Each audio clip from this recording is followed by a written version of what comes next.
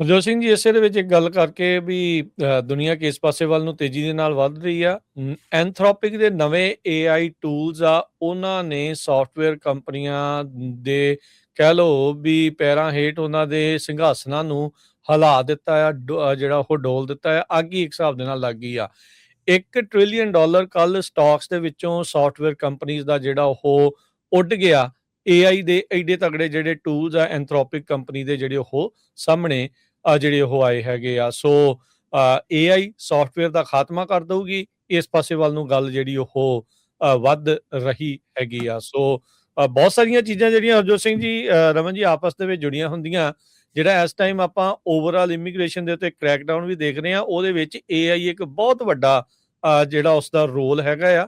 ਕਿਉਂਕਿ ਹੁਣ ਦੇਖੋ, ਜੇ ਸੌਫਟਵੇਅਰ ਕੰਪਨੀਆਂ ਨੂੰ ਸੌਫਟਵੇਅਰ ਬਣਾਉਣ ਵਾਲੇ ਬੰਦੇ ਨਹੀਂ ਚਾਹੀਦੇ ਹੋਣਗੇ ਤਾਂ ਫਿਰ H1B ਦਾ ਉਹਨਾਂ ਨੇ ਕੀ ਕਰਨਾ। ਇਹ ਬਹੁਤ ਸਾਰੀਆਂ ਚੀਜ਼ਾਂ ਨਾ ਆਪਸ ਦੇ ਵਿੱਚ ਮੈਚ ਕਰਦੀਆਂ ਆ।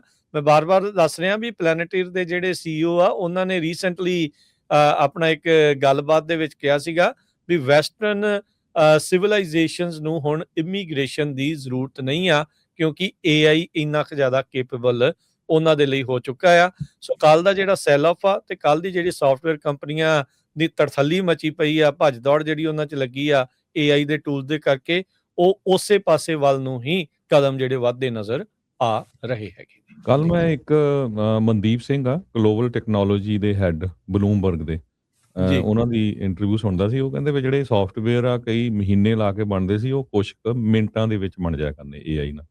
ਸੋ ਇਸੇ ਯਾ ਕਰਕੇ ਜਿਹੜੇ ਸੌਫਟਵੇਅਰ ਦਾ ਆ ਉਹ ਰਗੜਾ ਲੱਗਾ। ਜੀ। ਹਰਜੋਤ ਸਿੰਘ ਜੀ ਇਸੇ ਦੇ ਵਿੱਚ ਇੱਕ ਗੱਲ ਕਰਕੇ ਵੀ ਦੁਨੀਆ ਕਿਸ ਪਾਸੇ ਵੱਲ ਨੂੰ ਤੇਜ਼ੀ ਦੇ ਨਾਲ ਵੱਧ ਰਹੀ ਆ। ਐਂਥਰੋਪਿਕ ਦੇ ਨਵੇਂ ਏਆਈ ਟੂਲਸ ਆ, ਉਹਨਾਂ ਨੇ ਸੌਫਟਵੇਅਰ ਕੰਪਨੀਆਂ ਦੇ ਕਹਿ ਲਓ ਵੀ ਪੈਰਾਂ ਹੇਠ ਉਹਨਾਂ ਦੇ ਸਿੰਘਾਸਨਾਂ ਨੂੰ ਹਿਲਾ ਦਿੱਤਾ ਆ, ਜਿਹੜਾ ਉਹ ਡੋਲ ਦਿੱਤਾ ਆ, ਅੱਗ ਹੀ ਇੱਕ ਹਿਸਾਬ ਦੇ ਨਾਲ ਲੱਗ ਗਈ ਆ। $1 ਟ੍ਰਿਲੀਅਨ ਕੱਲ ਸਟਾਕਸ ਦੇ ਵਿੱਚੋਂ ਸੌਫਟਵੇਅਰ ਕੰਪਨੀਆਂ ਦਾ ਜਿਹੜਾ ਉਹ ਉੱਡ ਗਿਆ।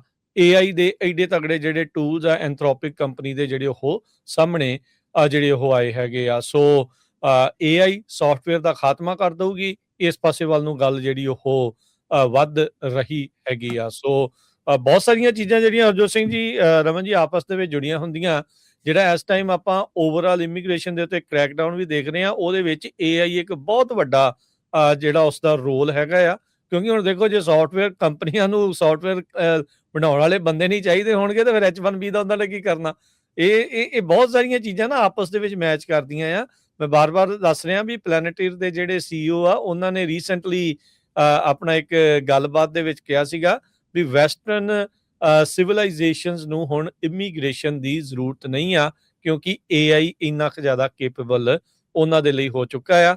ਸੋ ਕੱਲ ਦਾ ਜਿਹੜਾ ਸੈਲ ਆਫ ਆ ਤੇ ਕੱਲ ਦੀ ਜਿਹੜੀ ਸੌਫਟਵੇਅਰ ਕੰਪਨੀਆਂ ਦੀ ਤੜਥੱਲੀ ਮਚੀ ਪਈ ਆ, ਭੱਜ ਦੌੜ ਜਿਹੜੀ ਉਹਨਾਂ 'ਚ ਲੱਗੀ ਆ ਏਆਈ ਦੇ ਟੂਲਸ ਦੇ ਕਰਕੇ, ਉਹ ਉਸੇ ਪਾਸੇ ਵੱਲ ਨੂੰ ਹੀ ਕਦਮ ਜਿਹੜੇ ਵੱਧਦੇ ਨਜ਼ਰ ਆ ਰਹੇ ਹੈਗੇ ਨੇ। ਕੱਲ ਜੀ, ਮੈਂ ਇੱਕ ਮਨਦੀਪ ਸਿੰਘ ਆ ਗਲੋਬਲ ਟੈਕਨੋਲੋਜੀ ਦੇ ਹੈੱਡ ਬਲੂਮਬਰਗ ਦੇ ਜੀ, ਉਹਨਾਂ ਦੀ ਇੰਟਰਵਿਊ ਸੁਣਦਾ ਸੀ। ਉਹ ਕਹਿੰਦੇ ਵੀ ਜਿਹੜੇ ਸੌਫਟਵੇਅਰ ਆ ਕਈ ਮਹੀਨੇ ਲਾ ਕੇ ਬਣਦੇ ਸੀ, ਉਹ ਕੁਛ ਕੁ ਮਿੰਟਾਂ ਦੇ ਵਿੱਚ ਬਣ ਜਾਇਆ ਕਰਨੇ ਏਆਈ ਨਾਲ।